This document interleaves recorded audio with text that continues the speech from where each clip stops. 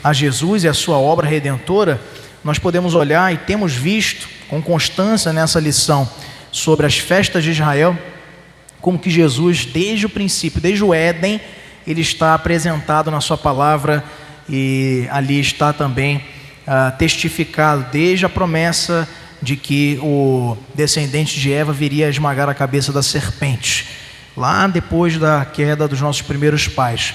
Então, desde o princípio, nós observamos com muita clareza que a Bíblia trata sobre Cristo, e esse tema da revista busca exatamente enfatizar isto. Você que de repente não acompanhou as demais, eu reitero isso para você, que o objetivo dessa série de estudos sobre as festas de Israel é exatamente mostrar a você que, diferente do que muitos pensam, Cristo sempre foi o plano A. Deus nunca teve um plano A e por falha ou por ser surpreendido, que isso não pode acontecer, e encaminhou Jesus para morrer pelos nossos pecados. Não, desde o princípio Cristo sempre foi o plano A, o principal objetivo. É o que Paulo nos assegura nas suas cartas, mais especialmente em Romanos 11, de 33 a 36, quando discute ali sobre a salvação dos judeus e dos gentios, dizendo que, na realidade, Cristo veio, foi negado pelos seus, como nós já sabemos, e isso já estava dentro dos propósitos eternos do Senhor. Então, irmãos, nós já vimos aqui algumas festas, tivemos a possibilidade de ver Jesus como razão de tudo, como está lá na carta aos Hebreus. Falamos sobre a festa do Shabá, do sábado. Nós também falamos sobre a festa da Páscoa em 2 estudos no mês de janeiro nos 2 últimos domingos de janeiro, falando sobre a Páscoa. E hoje nós vamos falar sobre uma festa que, embora seja independente, ela muitas vezes se confunde com a própria Páscoa, que é a festa dos pães asmos. Muita gente pensa que os pães asmos é apenas uma preparação da Páscoa, do Peshá judaico. Mas, na realidade, a festa dos pães asmos está incluída dentro da perspectiva de uma festa independente que aponta para a santidade de Deus e aponta para a obra redentora de Cristo Jesus. Então, nós acompanhamos o texto que se encontra lá em Êxodo 12, de 14 a 20, e nós temos aí algumas considerações sobre essa lição para o nosso crescimento. Antes de nós prosseguirmos, eu queria dizer a você que de repente está nos visitando hoje pela primeira vez, no nosso canal do YouTube da igreja, nós temos todos os estudos gravados lá no nosso canal, Igreja Presbiteriana de Ananindeua, no YouTube. Então lá estão gravados todos os estudos dessa série, assim como também outras pregações e estudos bíblicos aqui das nossas celebrações. Na nossa introdução, meus irmãos, nós vemos então que a festa da Páscoa dava início a outra grande celebração em Israel, que era a festa dos pães asmos. Muito além de uma mera restrição nutricional, uma dieta para evitarem comidas com fermentos, especialmente o pão, tratava-se a festa dos pães asmos de uma demonstração profunda do processo de santificação associado à obra de redenção. Ela busca apontar, como nós vamos ver aqui detalhadamente nessa manhã, o que Cristo viria a fazer por nós um tempo mais tarde da instituição dessa festa para Israel.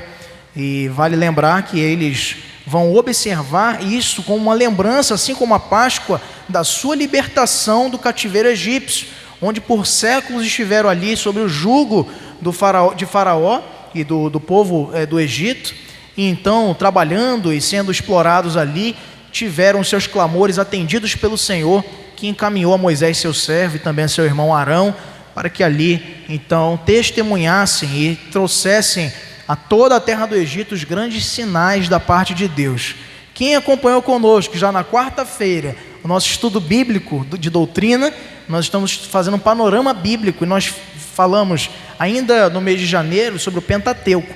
E um dos nossos destaques, onde falamos sobre o livro do Êxodo, nós falamos sobre isso, sobre as, entre aspas, pragas, que eu gosto de chamar de sinais, não é?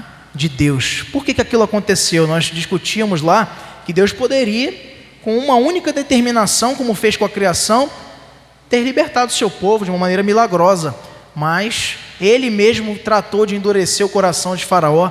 Para quê? Qual era o propósito disso? Nós vimos lá que era para que o povo do Egito e as nações vizinhas soubessem do poder de Deus, não é? Não apenas ouvissem histórias, mas vissem com seus próprios olhos o que o Deus de Israel é capaz de fazer. E ele mostrou com 10 sinais, não chame mais pragas, chame a partir de hoje sinais de Deus no Egito. E todos eles tiveram um propósito, então, para envergonhar um diferente ídolo dos egípcios, que eram politeístas e adoravam muitos deuses associados a animais. Nós vimos então que cada um deles, desde o sangue no Nilo para envergonhar o deus crocodilo, desde a chuva de granizo, não é, ou de pedras, para envergonhar Ra, o deus Sol, né? E todos esses sinais ou pragas associadas a mostrar que o nosso Deus é o único Deus verdadeiro. E aqui, meus irmãos, em relação a essa lembrança da festa dos pães asmos, ela está totalmente ligada com essa questão da purificação que o povo precisava para agradar ao Senhor e seguir os seus mandamentos à risca. Deus mostra para o seu povo não apenas que porque eles saíram muito rápido ali quando, então, depois do último sinal da morte dos primogênitos, o faraó dispensa o povo e eles vão em marcha até o Mar Vermelho, e eles tiveram que sair rapidamente, às pressas, não puderam fermentar o pão. Muita gente pensa que é só por isso que a festa dos pães asmos foi instituída, como um elemento da Páscoa, para então lembrar daquele tempo de penúria. Também isso diz respeito ao cordeiro e às ervas amargas, como o cardápio aí do pechá da Páscoa dos judeus. Mas, como nós vimos aqui na introdução, é muito além do que isso. Essa questão do fermento, nós vamos ver que na Bíblia ela está associada muitas vezes, e na sua grande maioria das vezes, ao pecado. Não é? Um pouquinho de fermento pode fazer levedar toda a massa. Então é o que Jesus nos apresenta nos evangelhos. E existem 4 coisas, irmãos, que nós precisamos nos atentar nessa nossa lição de hoje sobre a festa dos pães asmos. A primeira coisa é a descrição da festa, que o texto que nós lemos agora pela manhã nos traz com muita clareza e com muito detalhe. A primeira coisa que nós observamos, ou a primeira ordem dada aí pelo Senhor ao povo, era tirar o fermento das casas. Abra sua Bíblia lá em Êxodo 12:15, vamos ler todos juntos essa porção da palavra de Deus. Pode apagar isso aqui também, por favor. Então, Êxodo 12, verso 15, diz exatamente o quê? Vamos ler todos juntos?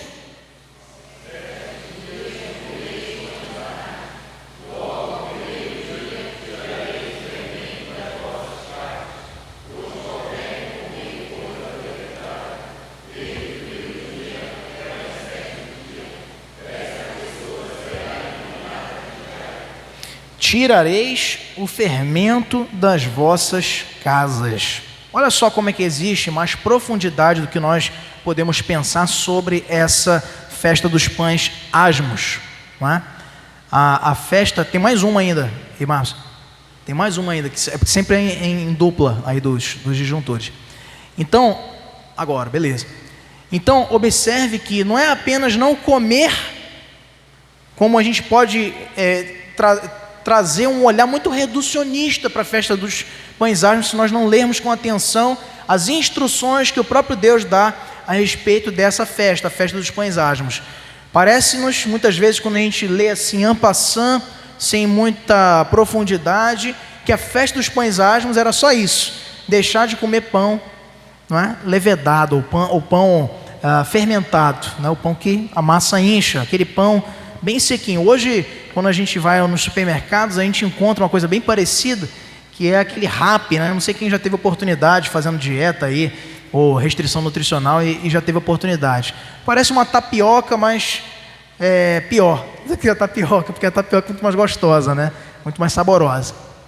Mas esse rap é exatamente muito parecido com o pão asmo, né? O pão sem fermento. Não era só isso. Observe que Deus fala que é muito além da questão da comida. Ele diz para que fosse tirado todo o fermento da casa. Isso aí estava concomitante ou paralelo à celebração da Páscoa, onde eles separavam também o cordeiro para o sacrifício, e o israelita, então, o povo de Deus, era chamado pelo Senhor a fazer uma rigorosa inspeção na sua casa. ele tinha que limpar, vasculhar tudo e todos os itens da sua casa, não apenas a cozinha, para tirar da sua casa todo e qualquer resquício de fermento, porque foi o que Deus mandou: eliminareis ao primeiro dia o fermento das vossas casas. Primeiro dia qual? O dia 14 do mês de Abib, que era o primeiro mês do calendário judaico. Então, da mesma forma como acontecia com a Páscoa, a festa dos pães asmos começava dias antes. A gente viu nas semanas anteriores, quando a gente falou sobre o Peshá, sobre a Páscoa, que a Páscoa não começava assim, no dia que vai começar, começou. Tinha uma preparação antecipada. O povo tinha que preparar, tinha que verificar na sua vizinhança quem eram os que não tinham criação de animais ou condições de ter um animal para sacrificar, que era o cordeiro, não é? Vimos lá que tinham animais substitutivos também, para famílias mais humildes. Então, esses que não tinham condição alguma, nem de animais de menor porte, tinham que ser convidados pelos que tinham para que celebrassem a Páscoa do Senhor. Então não era só matar um cordeiro e tal, aquela coisa, preparava as árvores, os pães asmos, não. Tinha todo um critério. E da mesma forma era em relação à festa dos pães asmos. Não era só chegar no dia 14 até o dia 21 do mês de Abib e fazer essa restrição. Pronto, vou fazer jejum deste alimento, pães com fermento. Vou comer só pães sem fermento. E está tudo certo. Não, tinha que eliminar todo o fermento da casa. Isso já começava antes. Porque do dia 14 em diante, já não poderiam mais desobedecer isso. Veja só que o que a gente leu aqui era tão grave e importante, que o Senhor determina que aquele que não obedecesse a esta determinação deveria ser eliminado do povo. É isso mesmo que você entendeu. Essa pessoa tinha que ser morta. Não era só eliminado de um abraço, você não é mais israelita, siga o seu caminho. Não. Essa pessoa havia descumprido uma ordenança de Deus. É óbvio que pela graça do Senhor, né, pela aliança que faz no seu Filho, pelo sangue derramado na cruz, nós não somos mais eliminados do meio do povo quando desobedecemos ao Senhor, não é? Mas se não tivermos achego a Ele com verdadeiro arrependimento, no dia final poderemos ser também eliminados da sua presença para o lago de fogo que está reservado para o diabo e seus anjos. Então é preciso que nós percebamos a complexidade dessa festa que parece simples. Então começava dias antes. O fermento é muito interessante, porque o fermento, meus irmãos, naquela época era diferente, era algo muito diferente do que nós conhecemos hoje. Ele era produzido por meio da mistura da água para a farinha de trigo, que era deixada ao ar livre à ação do tempo e dos micro-organismos. Você sabe que a fermentação é um processo natural. Muita gente pensa e costuma defender, o que nós discordamos teologicamente falando, que o vinho mencionado na Bíblia, na festa de Caná da Galileia, quando Jesus ali então transforma a água em vinho, né, para manifestar como um sinal do seu poder e da sua missão como Salvador. Muita gente pensa que aquele vinho ali era suco de uva. Contudo, as mesmas palavras que são usadas ali no contexto do Evangelho para falar das bodas de Caná da Galileia, a mesma palavra para falar do fruto da vinha com o qual Noé se embriagou, depois de ter então chegado em terra seca após descerem as águas do dilúvio. É a mesma palavra. Então tudo sugere que eram sim bebidas alcoólicas. Por isso que quando nós examinamos com clareza a Bíblia, nós observamos que este vinho, ele não é condenado, muito pelo contrário. O livro de Provérbios, Salomão diz que o vinho vem para alegrar o coração do homem. Contudo, a embriaguez é totalmente condenada. E em circunstâncias onde vê-se o passado de eventualmente alguém que se converte, deixando para trás este vício, se recomenda a sua total abstinência. Pois se um olho te leva a pecar, arranca-o, pois importa que entre no reino de Deus sem o olho do que ir com os dois para o inferno. Então essas são recomendações de sabedoria importantes. Então esse fermento tal qual o da bebida era também um fermento diferente na sua composição das massas. Era assim que era feito o fermento. Não é esse que você vai no supermercado hoje e consegue com muita facilidade. Não é, irmã Elda? Quando quer fazer um bolo lá para família, para o seu esposo. Não, o fermento naquele tempo era produzido com muita dificuldade. Era então por meio dessa mistura, e depois de muitos dias é que se provocava a fermentação natural. Para acelerar esse processo, a massa levedada era guardada em casa, debaixo de panos, ou então em vasilhas, não é? ou vasos, potes, e misturada a uma massa nova. Quando se fosse fazer pão, misturava-se a massa que já estava levedada, por essa ação do tempo, depois de muitos dias, ao ar livre, e então se juntava com uma massa nova, para então se fazer o pão que fermentava, né, no forno. Curiosamente, o fermento, né, ou pelo menos esse uso do fermento, foi uma descoberta egípcia. Olha só que interessante. O uso do fermento no pão não foi uma descoberta de outro povo, foi uma descoberta dos egípcios. E por isso, meus irmãos, a festa dos pães asmos também é para os judeus e para o povo de Deus, como é para nós, no contexto agora simbólico e não cerimonial, uma marca da saída de Israel do Egito, não é? E dos costumes daquela região. Era como se Deus estivesse dizendo: vocês não vão comer nesse período pães levedados, para vocês mostrarem que vocês não dependem disso, e também para mostrarem que vocês não são mais reféns nem do cativeiro egípcio e nem da cultura egípcia, porque vocês vão lembrar que o povo de Israel muitas vezes no deserto lembrava-se das delícias do Egito, e daqui a pouco, mesmo diante de grandes maravilhas que o Senhor operou em seu favor, eles estavam saudosos de ser escravos. É um povo difícil e duro de coração, realmente. E muitos de nós agimos assim também na nossa jornada ao lado de Cristo.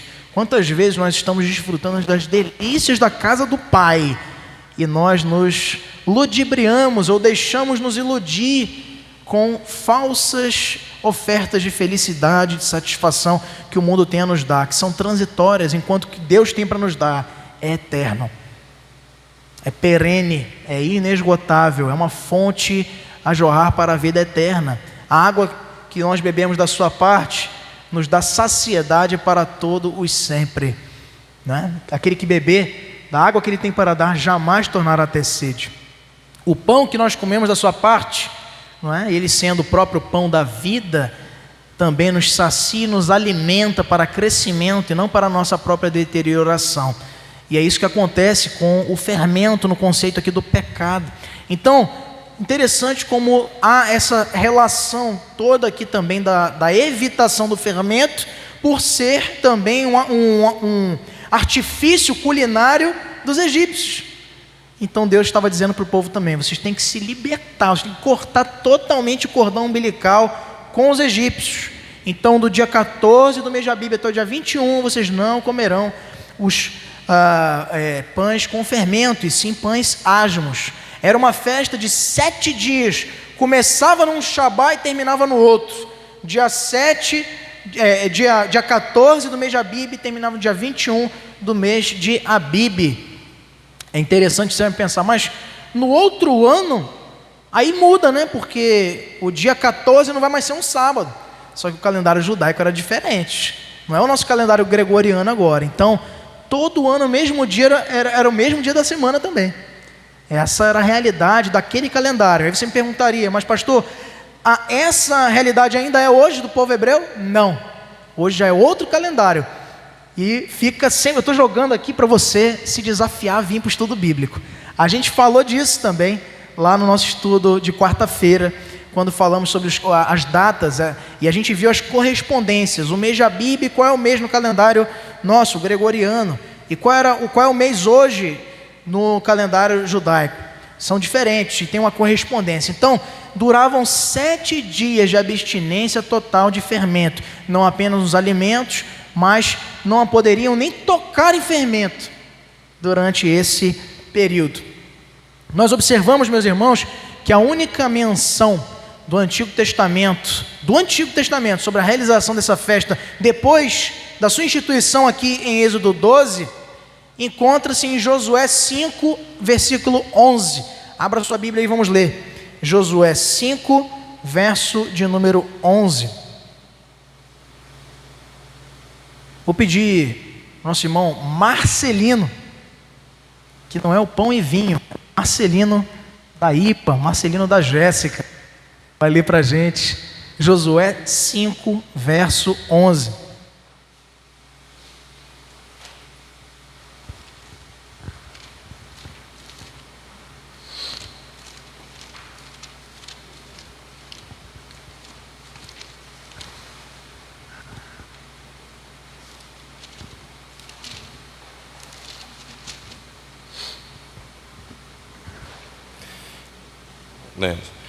Comeram o fruto da terra no dia seguinte à Páscoa, pães asmos e cereais tostados, comeram nesse mesmo dia.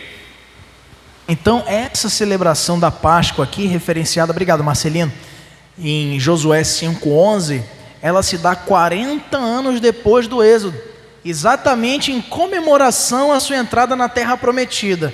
Interessante que depois, não é porque não teve registro posterior disso no Antigo Testamento, da festa dos pães asmos, fala-se muito da Páscoa e dos sacrifícios pascais, dos cordeiros, dos animais, como a gente vê, por exemplo, na grande reforma do rei Josias, não é? No primeiro livro de Reis, quando a gente vê também lá em 2 Crônicas, quando Salomão vai recolher as ofertas para edificar o templo, e, enfim, há muitos registros da celebração da Páscoa como um todo, o que nos sugere que também era respeitada a festa dos pães asmos, mas também é verdade que por muitos períodos, especialmente quando você olha aqui para o livro de Juízes, você vai ver o povo totalmente distante da obediência ou da observância das ordenanças de Deus e das festas, passava batido mesmo. Você viu aqui, acabou de ler conosco aqui no segundo livro de Reis, capítulo 6, as barbaridades que o povo estava cometendo, combinando pela fome que assolava o povo, por uma péssima e uma ímpia administração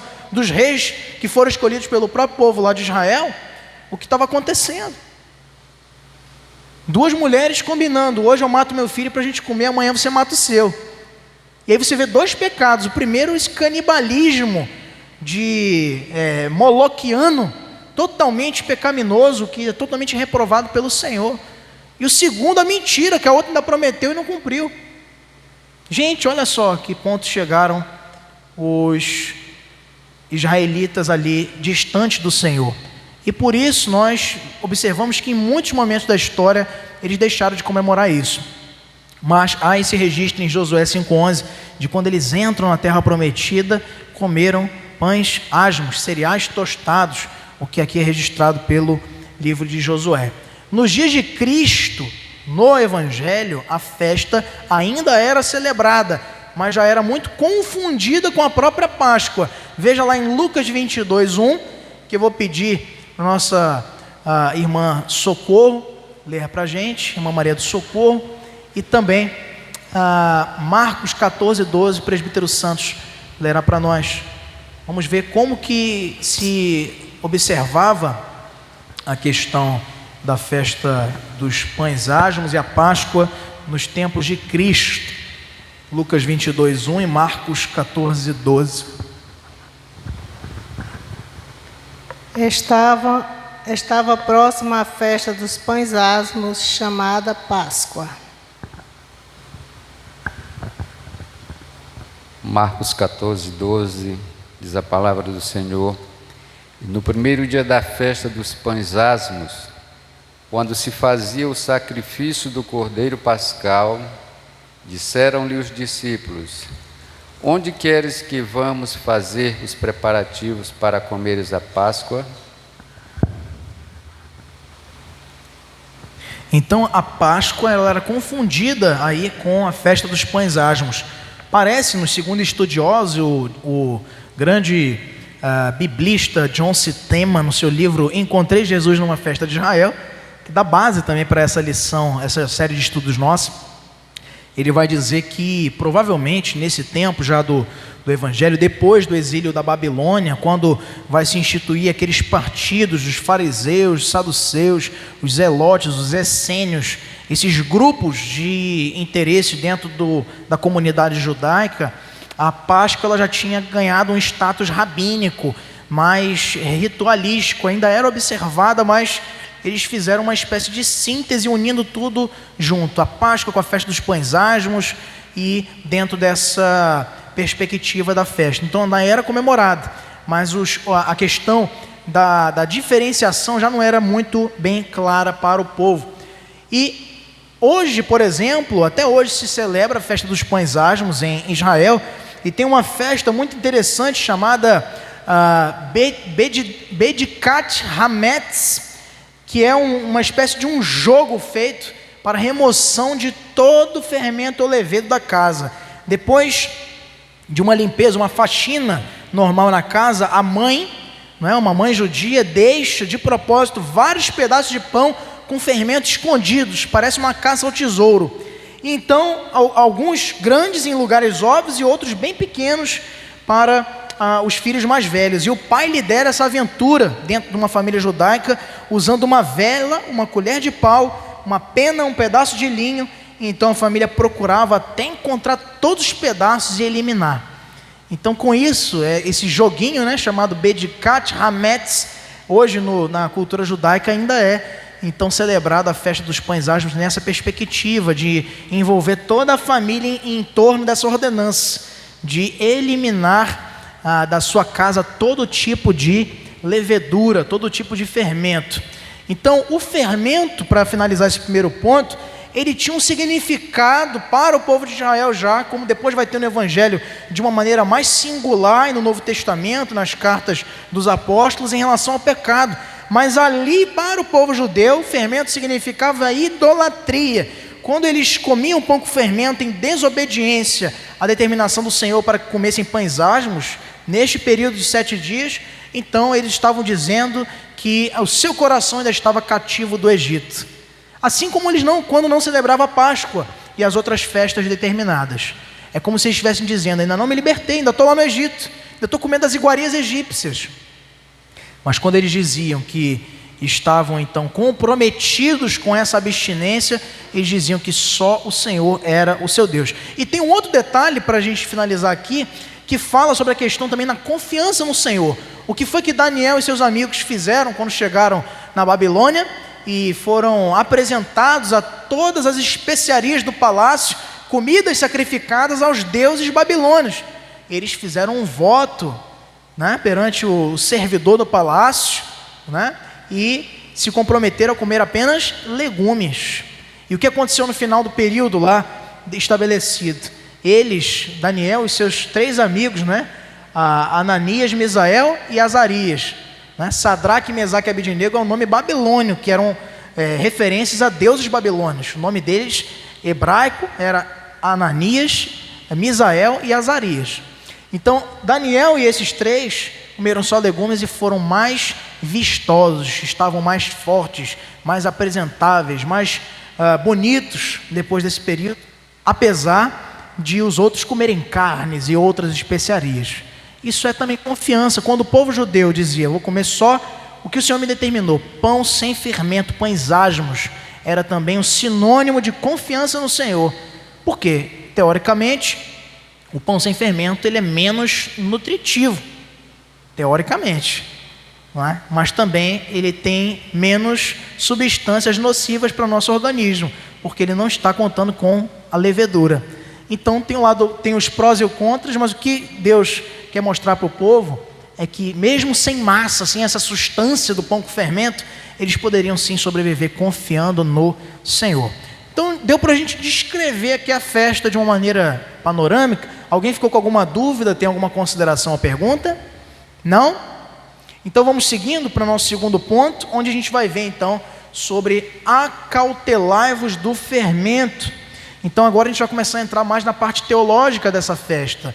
A advertência contra o fermento foi renovada por Jesus a seus discípulos, mas no entanto tal fermento se referia não ao pão, mas ao ensino dos fariseus, saduceus e os ensinos de Herodes. Vamos ver lá Marcos 8, de 14 a 15. Eu vou pedir para o nosso irmão Aleph Meireles ler para a gente, esse de cabeça brilhante aqui do meu lado, meu querido irmão, e depois o irmão Jonathan, Marcos 8, 14 e 15. E também depois o nosso irmão Jonathan, Mateus 16, verso 12. Marcos 8, 14 e 15 com o Aleph, primeira letra do alfabeto hebraico, e depois o Jonathan, que não é de alfabeto nenhum. Mateus 16, 12. Assim diz a palavra do nosso Senhor, né? Ora, aconteceu que eles se esqueceram de levar pães, e no barco não tinham consigo senão um só. Preveniu-os Jesus, dizendo: vede e guardai-vos do fermento dos fariseus e do fermento de Herodes.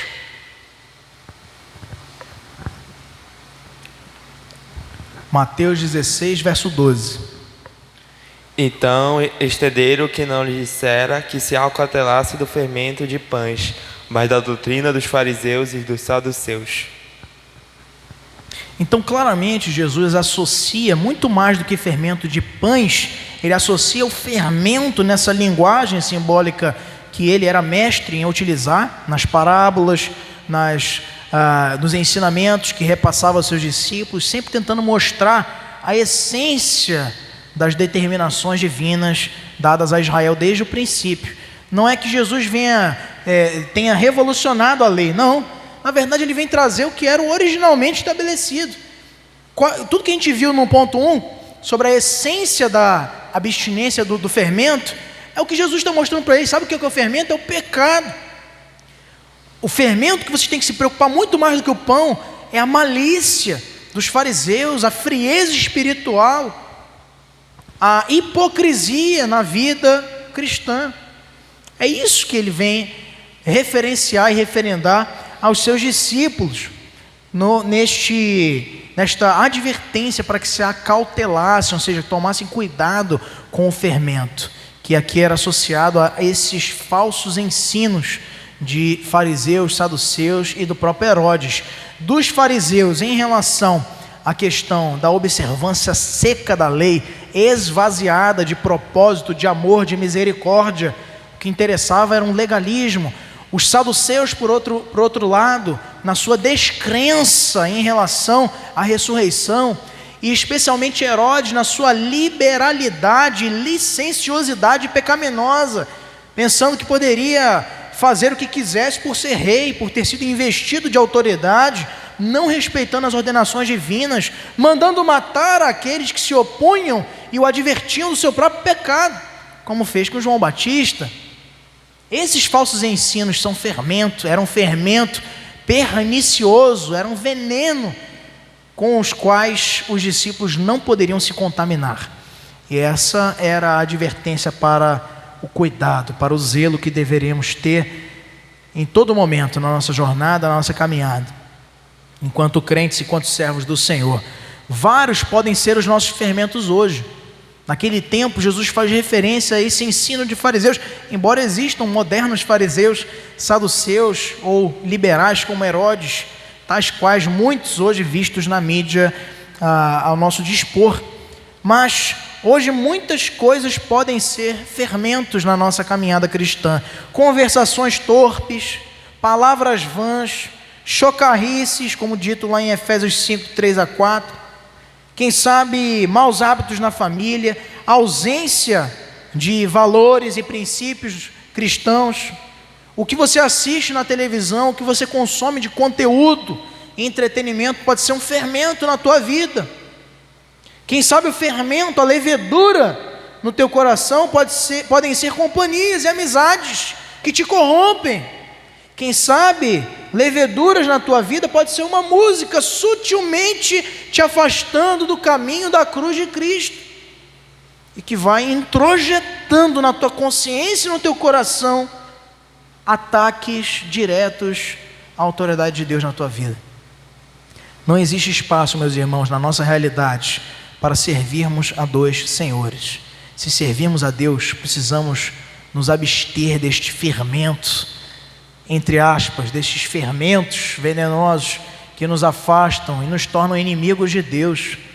Pois se somos seus amigos, temos que assumimos automaticamente a chaga, o peso de sermos inimigos do mundo. Pois, do contrário, se somos amigos do mundo, também automaticamente, e muito mais pesado, será sermos tidos como inimigos de Deus, porque ai daquele que tiver sobre a sua mão o peso da mão do Deus vivo, não é? Vários podem ser os nossos fermentos hoje. O fermento não está apenas fora, mas também potencialmente dentro de nós.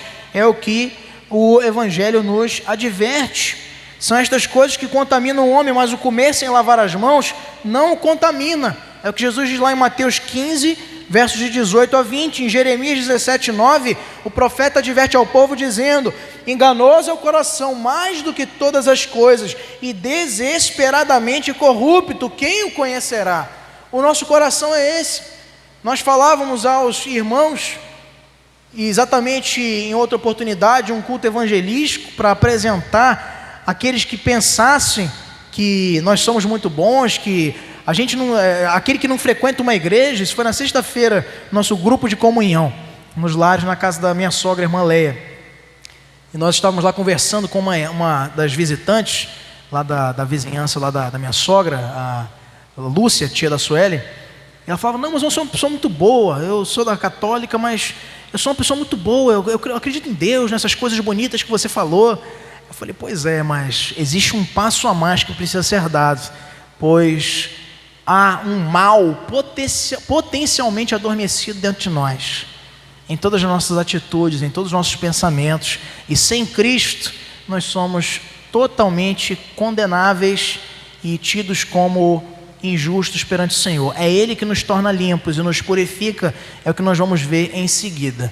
Então o fermento não está só fora. Esse fermento que nós falamos, que pode ser as más amizades, conversas torpes, músicas e conteúdos que você consome, isso é o lado de fora. Mas tem um fermento dentro de você também, que se não for aplacado pelo sangue de Cristo, que é o meio eficaz para nos tornar santos, também tornará em maldição, leia-se, em levedura, toda a massa, todo o teu corpo, toda a tua vida.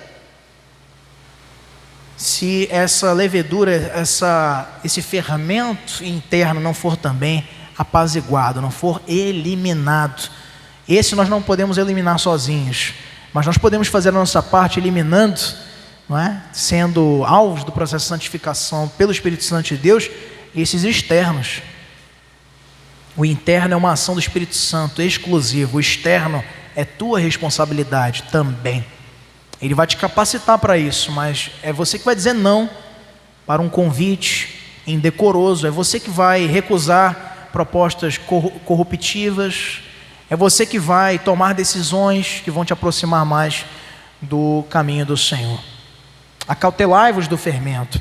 Uma terceira coisa que nós precisamos observar também, meus irmãos, sobre essa realidade, é o exame que Cristo faz. Lembre-se sempre lá que no contexto da festa dos pães asmos, as famílias judaicas precisavam examinar a casa toda, não é? Para tirar toda a levedura e não deixar nada, para aqueles 7 dias celebrarem então a festa dos pães asmos.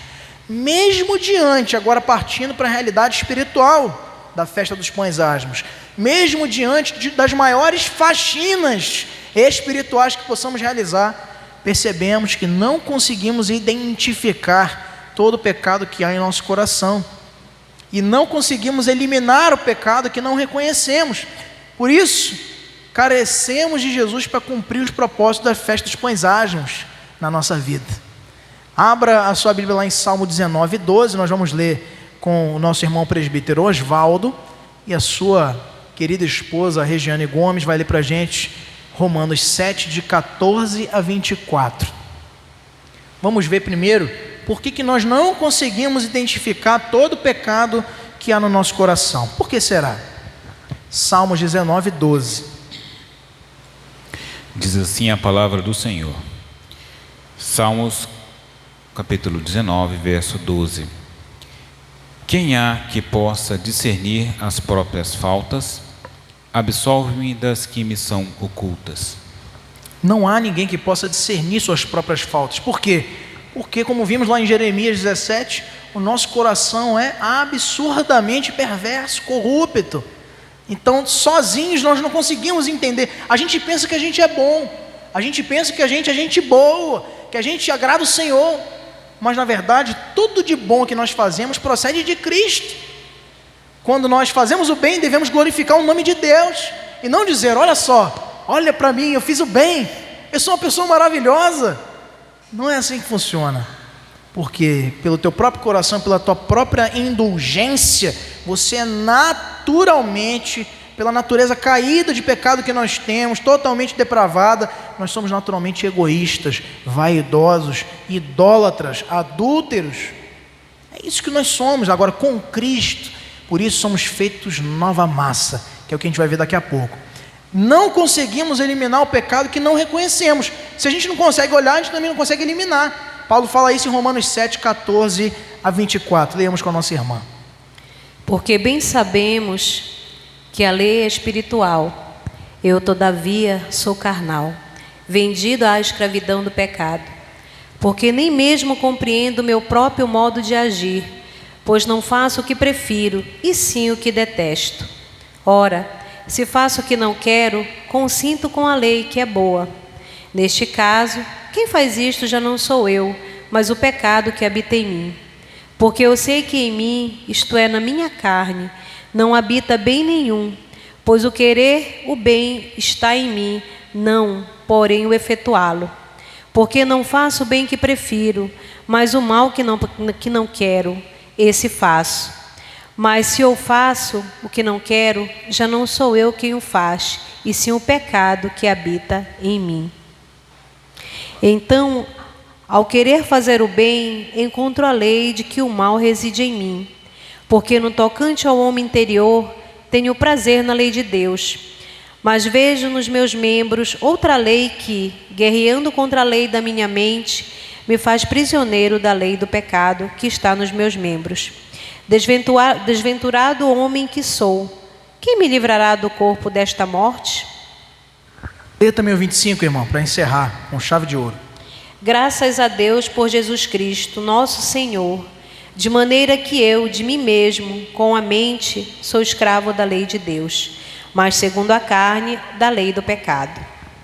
Então, se não for Cristo, nós somos totalmente cativos desse fermento, dessa realidade de escravidão do pecado. Mas é Ele, graças a Deus, diz o apóstolo, graças a Deus por Jesus Cristo, graças a Deus. Então é Ele que faz essa tarefa de examinar a nós. O exame é de Cristo. Então esse autoexame nosso apenas nos faz revelar que Ele é fiel e justo para nos purificar de todo o mal. O que nós vemos aí, primeiro, é que Ele reconhece o nosso coração. Observe que isso aqui são afirmações frontalmente contrárias à nossa realidade. Ele faz aquilo que você não pode fazer. Nós não conseguimos identificar o pecado que é no nosso coração. Ele reconhece o nosso coração. Abra lá sua Bíblia em Jeremias 17:10 e em Salmo 139, 23. Jeremias 17:10, irmã Carmen vai ler para a gente, Jeremias 17:10, e o nosso irmão Newton vai ler para a gente Salmo 139, 23.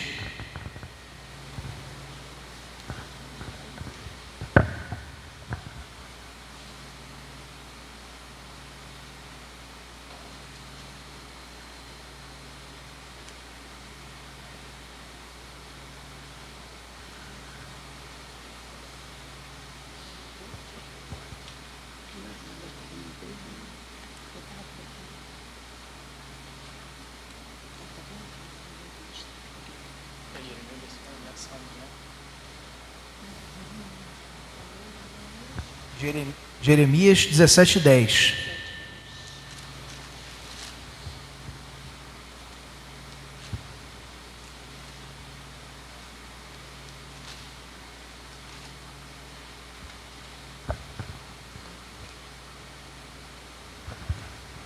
Jeremias 17:10. Eu, o Senhor, esquadrinho o coração, eu provo os pensamentos, e isto para dar a cada um segundo o seu proceder, segundo o fruto das suas ações. Ele esquadrinha o nosso coração e prova-nos os pensamentos, Esse é o Cristo, nosso Senhor. Ele reconhece o nosso coração. Não há nada que lhe esteja oculto. Às vezes os nossos próprios pensamentos e as nossas próprias intenções nos são ocultas a nós mesmos. Isso acontece muitas vezes, mas para Deus nada está encoberto. Ele sabe de tudo, mesmo aquilo que nós não sabemos. É o que também nos diz de maneira poética e brilhante o salmista no Salmo 139, verso 23, que leremos com o nosso irmão Newton. Salmo 139, 23. Sonda-me, ó Senhor Deus, e conhece o meu coração. Prova-me e conhece os meus pensamentos. Vê se há em mim algum caminho mau e guia-me pelo caminho eterno. Então nada pode ser escondido aos olhos de Deus. A sua palavra, ela é capaz de penetrar profundamente o nosso interior e discernir os nossos pensamentos e propósitos de coração. É o que o escritor aos Hebreus nos diz em Hebreus 4, 12 e 13. Esse atributo divino foi totalmente colocado em Cristo, sendo ele 100% homem, mas 100% Deus. Veja que em Mateus 9, 4 e 12, 25, é revelado que Jesus, no seu ministério, era dotado de conhecer o pensamento dos seus inimigos. Ele, antes que aqueles que estavam o experimentando, diante dos seus milagres, diante dos seus ensinamentos, tentando jogar cascas de banana para que Jesus fosse antecipadamente preso pelas autoridades judaicas, ele já antevia o que eles pensavam, porque ele conhece pensamentos. Muitas vezes ele escapou porque ainda não era chegada a hora de ser preso, ou de ser ali julgado pelas autoridades judaicas, porque se retirava em oculto daquele local, porque já sabia que intentavam prendê-lo. Isso aconteceu várias vezes no Evangelho, como no texto de Mateus 9,4 e Mateus 12,25. Ele conhecia também os corações dos seus discípulos, não era só dos inimigos. Em Lucas 9,47 é mostrado isso também. Você vê que antes mesmo, não é uma leitura visual. Quem quer questionar a autoridade, a sobrenaturalidade da Bíblia, vai dizer isso. Não, é porque Jesus, é o seguinte, Jesus era um grande leitor de personalidades. Não, Jesus era o Filho do Deus vivo. Ele era o nosso Salvador, ele era o Messias. Ele não era um grande leitor de personalidades. Ele olhava aqui, Natan, estou sentindo aqui que você está angustiado. Não era isso não. É porque ele conhece o nosso coração. Ele conhecia o coração dos seus discípulos. E também em João 2, 24 a 25, nos é mostrado que esse Jesus conhecia também a natureza daqueles que estavam ao seu redor. Se eram pessoas justas, se seriam salvas, se não seriam. Tudo estava confiado a ele no seu ministério, e ele sabia reconhecer os corações e as intenções, tanto dos seus amigos, discípulos, quanto também dos seus inimigos, seus perseguidores. Então, por que não haveria de conhecer também o nosso coração? Esse exame do fermento, essa análise da levedura que precisa ser retirada, ele o faz com maestria, com toda a expertise, com toda a autoridade, porque ele conhece o nosso coração. E ele também é aquele que cumpre o propósito da festa dos pães asmos em nós, porque ele se tornou pecado em nosso lugar. Veja que a festa dos pães asmos dizia que você não era só para examinar a levedura, o fermento, você tinha que fazer o que com ela? Perdão, você não tinha só que recolher, ver onde tinha, você tinha que fazer também o que? Eliminar.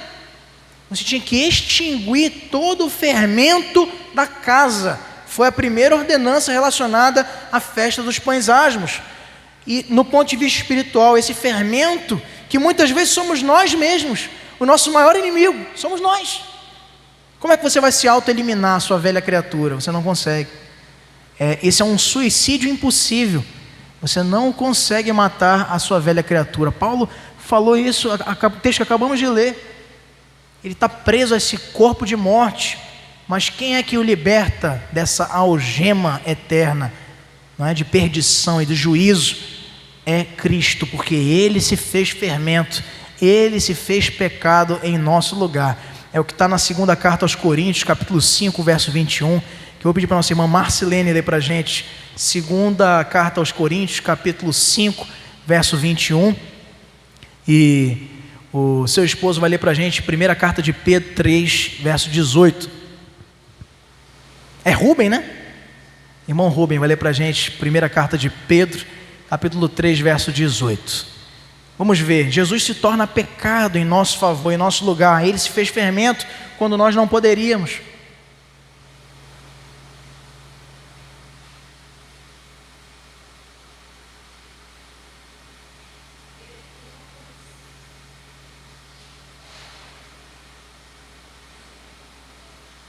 Aquele que não conheceu o pecado, ele o fez pecado por nós, para que nele fôssemos feitos justiça de Deus. Nele fomos feitos justiça, totalmente limpos de fermento. E Pedro nos diz isso também, 1 de Pedro, capítulo 3, 18. 1 Pedro 3, 18.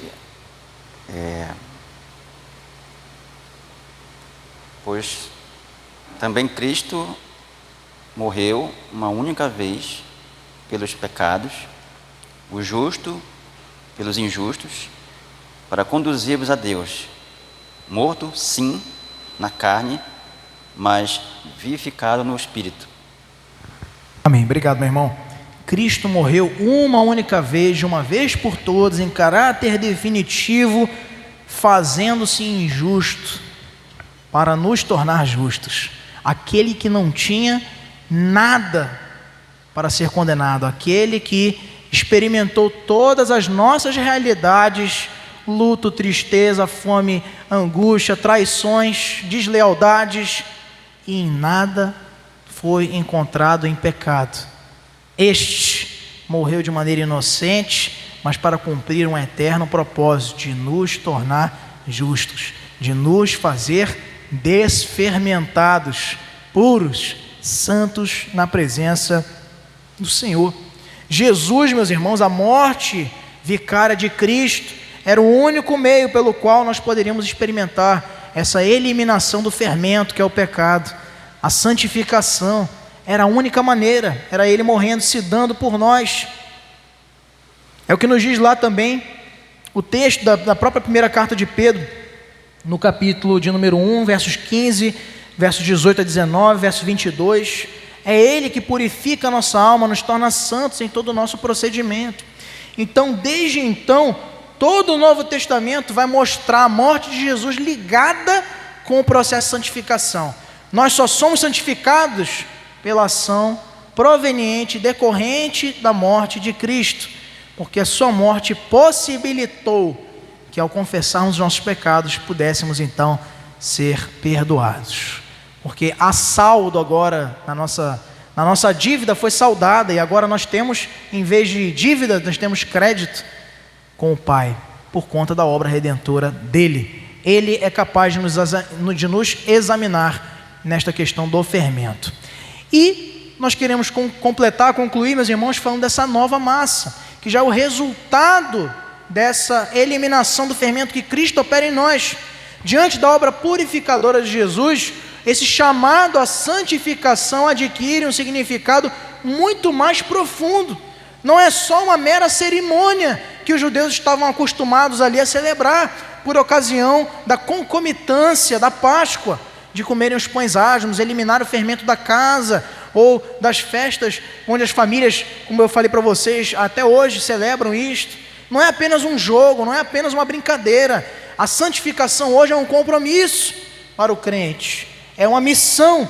Jesus não permitirá que nós minimizemos a profundidade da nossa depravação e nem que nós neguemos a influência fermentadora do pecado nos nossos relacionamentos. Antes, Ele nos conclama a examinar a nossa vida de modo minucioso e profundo, de nos autoexaminarmos. Esse é o desafio que nós temos. Ele nos tirou da égide, da escravidão do pecado, mas ainda tem pecado em nós, sim ou não? Sim, infelizmente, né, Moisés? Tem pecado. A gente tem pecado ainda, mas este pecado está sendo derrotado paulatinamente na nossa vida, por intermédio da obra do Espírito Santo. É Ele que faz amortizar, morrer, ser exterminado o pecado. Antes de Cristo, nós éramos totalmente governados pelo pecado. Se você quisesse fazer o bem, você não consegue. Foi o que a irmã Regiane leu para a gente em Romanos capítulo 7. Mas, com Cristo, quando nós somos justificados, nos é tirada a culpa do pecado. Isso é justificação. Totalmente tirados, nós fomos da culpa do pecado. E a santificação trata de tirar a autoridade do pecado na nossa vida, para finalmente, quando formos no dia final, quando Cristo vier nos buscar, para vivermos com Ele por toda a eternidade, sermos glorificados, quando então inexistirá qualquer rastro ou evidência de pecado nas nossas vidas. Aí finalmente não teremos mais pecado, e por consequência, interessante, o pecado, o salário do pecado é a morte, e é justamente quando for nos tirado todo e qualquer resquício do pecado, nós não mais morreremos. Por quê? Porque não terá mais pecado. Só morre quem peca, e por isso que todo mundo morre, porque todo mundo peca. Mas quando estivermos limpos totalmente e absolutamente, então nem mais a morte será para nós também um empecilho. Então existe essa nova massa. Lá na 1 de Coríntios, capítulo 5, versos 7 e 8, nós vemos então que essa nova massa nos é apresentada. Diz assim o texto, 1 de Coríntios, capítulo 5, versos 7 e 8, abra na sua Bíblia. Lançai fora o velho fermento, para que sejais nova massa, como sois de fato sem fermento, pois também Cristo, nosso Cordeiro Pascal, foi imolado. Por isso, celebremos a festa não com o velho fermento, nem com o fermento da maldade e da malícia, e sim com os asmos da sinceridade e da verdade. Paulo fala exatamente aqui sobre o que a gente está vendo, a festa dos pães asmos. A nossa celebração tem que ser sem qualquer tipo de fermento, uma massa nova, uma massa pura, uma massa totalmente moldada pelas mãos do nosso Deus. É Ele que é o grande confeiteiro dessa obra, que sem fermento ainda assim cresce de maneira qualitativa, cresce de maneira saborosa. Nós somos massas novas e não massas velhas, mas para isso precisamos lançar fora, jogar fora, sem olhar para trás, o velho fermento. Nós somos chamados aqui a um rompimento com todo e qualquer sinal da velha vida, que é a massa velha. É o que está lá em Hebreus 12, de 1 a 2. Vamos ver? Hebreus capítulo 12, versos de 1 a 2. Portanto, também nós, visto que temos a rodear-nos tão grande nuvem de testemunhas, pessoas ao nosso redor, é isso que ele quer dizer, desembaraçando-nos de todo o peso e do pecado que tenazmente nos assedia, corramos com perseverança a carreira que nos está proposta. De que forma? Olhando firmemente para o autor e consumador da fé, Jesus, o qual, em troca da alegria que lhe estava proposta, suportou a cruz, não fazendo caso da ignomínia, e está assentado à destra do trono de Deus. Nós temos que nos desfazer, nos despojar. Despojar, sabe o que significava? No contexto aqui do Novo Testamento, na gramática grega, despojar significa se despir. A roupa de pecado, a veste de pecado tem que ser eliminada. Despojem-se dela. Tirem as vestes de pecado. Andem de maneira pura, com uma nova vida, uma massa nova e não uma massa velha. Essa massa velha, ele associa aqui na carta aos Hebreus, no contexto aqui progressivo da revelação das Escrituras, como sendo um peso que nos impede, na linguagem aqui do autor aos Hebreus, de correr com perseverança a carreira que nos está proposta. Você não consegue correr. Você já viu um atleta correndo com aquelas mochilas de alpinista? São esportes diferentes. Assim como você não vê também um alpinista subindo com colã as montanhas aí do Everest, pois ele ia morrer nos primeiros 40 centímetros da subida. O corredor, o atleta, nessa vida cristã, nessa linguagem, por isso que muitos dizem que existe a hipótese de Paulo ter escrito a carta aos Hebreus. Outros dizem que foi Lucas, alguns dizem que foi Marcos, outros dizem até que foi Barnabé. O certo é que o autor é o Espírito Santo, isso que nos interessa.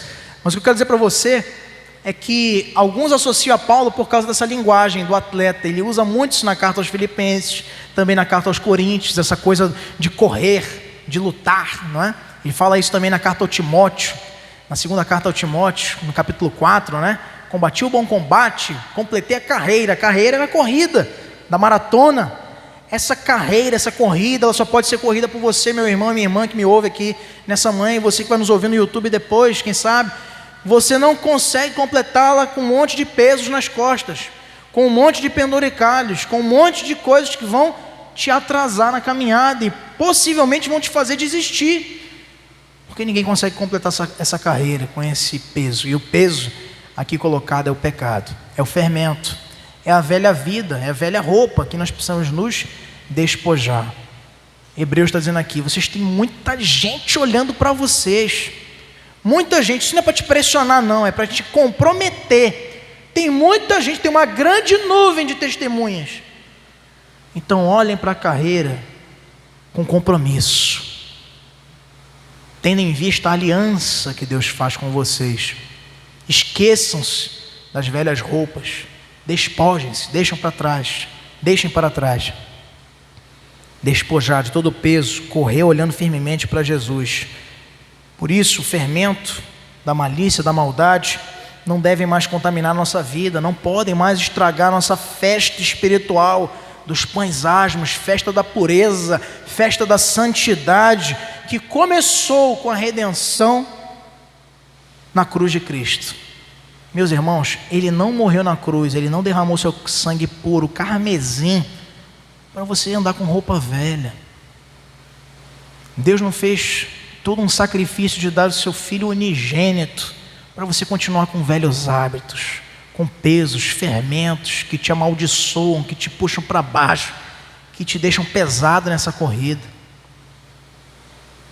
Entender esse compromisso da Nova Massa é também sermos gratos por tudo que Deus tem feito por nós e pela sua obra redentora, que começou lá, mas há de ser completada até o dia de Cristo Jesus.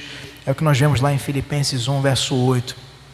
Então, meus irmãos, há 3 aspectos da santificação. Primeiro, o que foi realizado por Cristo, a santificação realizada por Cristo. Essa é uma primeira visão sobre a santificação. Foi o que Cristo fez ao morrer em nosso lugar. Com isso, nos tornou santos, como Ele é santo. Mas há um segundo aspecto, que não é de Cristo, é nosso, que é o imperativo de vivermos de acordo com os padrões dessa vida santa que fomos chamados a viver. Isso é um compromisso e uma responsabilidade nossa. É por isso que, embora sejamos calvinistas, reformados, cremos na predestinação, cremos na eleição, cremos na depravação total do homem, na graça irresistível, é verdade, mas também cremos na responsabilidade humana. Erra quem pensa que o calvinista diz que nós não somos responsáveis por nada, nós não somos robôs. Você não é um robô. Essa igreja ainda não entrou e, se depender de nós, do conselho da igreja e dos seus pastores, não vai entrar nessa de culto. Daqui a pouco vai ter culto para robô. Já tem a igreja no mundo virtual, né? Tem uma expressão agora técnica que eu esqueci o nome, né? Metaverso. Obrigado, Moisés.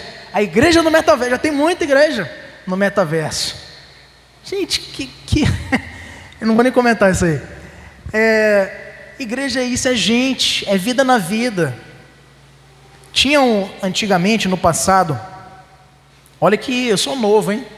Mas eu tive uma oportunidade de passar por uma transição, de ver muitas coisas ainda de tempos antigos para poder, e nada foi por acaso, foi para forjar em nós uma experiência para exercermos o ministério também. E antigamente eu já cheguei a usar o orelhão para fazer ligações interurbanas. Quem já chegou aí? Levanta a mão. Usar o orelhão para fazer ligação. Gente, vocês são muito velhos. Olha vocês, brincadeira, hein? Eu pensei que só ia ter gente do WhatsApp aqui, colocar a ficha, né? Depois surgiu o cartãozinho. E assim, quem já teve a oportunidade de fazer uma ligação internacional no orelhão, vai lembrar que caía numa telefonista, não ia direto. Essa central da operadora, né? Ia perguntar, né? Se você queria fazer uma ligação pessoa a pessoa, ou se você queria fazer uma pessoa intermediário, por exemplo, uma empresa. E aí, essa ligação pessoa a pessoa é quando você ligava para a telefonista, ela já passava direto para o teu destinatário. E ela chamava person to person, pessoa a pessoa. A vida cristã é assim, ela não pode ser com intermediários. Nosso único mediador, único. Não tem Maria, não tem santos, não tem pastor, não é o Santos Presbítero Santos, é santos, não é? Imagens de santos. Não tem pastores, não tem líder, não tem homem nenhum que possa fazer essa ponte que só Cristo com seu sangue proporcionou para você ter acesso livre ao caminho de Deus. É Ele que nos dá essa ligação direta, de comunhão, de você orar ao Senhor e ter a tua oração atendida e ouvida por Ele.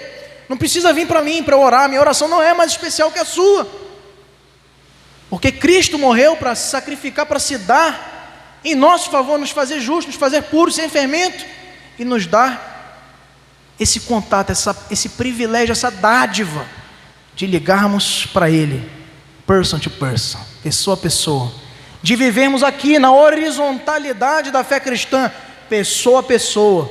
Esqueça igreja do metaverso, igreja online. Igreja é isso, é olho no olho, é mão enxugando lágrima, é mão levantando quem caiu, quem vacilou. E isso acontece na vida cristã, e é assim que a gente vai caminhando, amando-nos e servindo uns aos outros. Existe um imperativo, é uma ordem para vivermos de acordo com esses padrões. E o terceiro aspecto da santificação é observar a duração da festa. Muito interessante. Lembra que a festa durava uma semana inteira, do dia 14 ao dia 21 do mês de Abib. E nós precisamos ver que no nosso contexto, essa duração da festa dos pães asmos, ou seja, desse recolhimento da levedura, do fermento, dura também uma semana inteira. Mas também dura desde a obra da cruz de Cristo até Ele completar sua obra em nós no último dia. Abra sua Bíblia na primeira carta aos Coríntios, capítulo 15, versos de 50 a 57. Veja o que Paulo fala sobre isso. Primeira carta aos Coríntios, capítulo 15, versos de 50 a 57.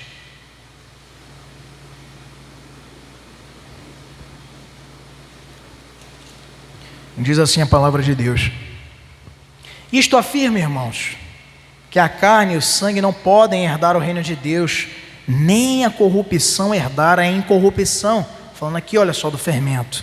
Eis que vos digo um mistério: nem todos dormiremos, mas transformados seremos todos. No momento, no abrir e fechar de olhos, ao ressoar da última trombeta, a trombeta soará, os mortos ressuscitarão incorruptíveis, e nós seremos transformados, porque é necessário que este corpo corruptível se revista da incorruptibilidade, e que o corpo mortal se revista da imortalidade. E quando este corpo corruptível se revestir da incorruptibilidade, e o que é mortal se revestir da imortalidade, então se cumprirá a palavra que está escrita: tragada foi a morte pela vitória. Onde está a morte, a tua vitória? Onde está a morte, o teu aguilhão? O aguilhão da morte é o pecado, e a força do pecado é a lei. Graças a Deus que nos dá a vitória por intermédio de nosso Senhor Jesus Cristo. Portanto, meus amados irmãos, sede firmes, inabaláveis e sempre abundantes na obra do Senhor, sabendo que no Senhor o vosso trabalho não é vão. Porque essa festa durará até este dia, quando o que é corruptível será agora coroado de outra natureza, gloriosa, incorruptível, interminável, imortal. Essa esperança nos traz todo domingo para cá. Eu tenho certeza absoluta que você não vem aqui porque os pregadores da igreja são muito bonitos, ou porque a igreja é muito confortável, pode até ser. Mas o que te tira da cama todo domingo de manhã, todo domingo de tarde para vir adorar nas outras celebrações, o que te impulsiona para viver uma vida cristã verdadeira e genuína, é essa esperança que Paulo tinha. Amém?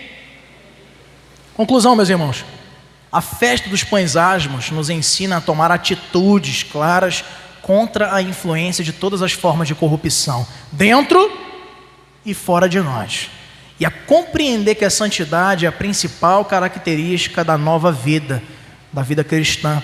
Só sendo possível essa nova vida para aqueles que foram examinados e purificados pelo sacrifício de Jesus na cruz. Então, a santidade é a principal marca. Não pense você que a principal marca, como pensam algumas igrejas, nós entendemos equivocadamente, é falar em línguas. Isso é uma bobagem. Nós entendemos que cessou essa manifestação do dom que serviu para autenticar a autoridade dos apóstolos. Hoje tem a Bíblia.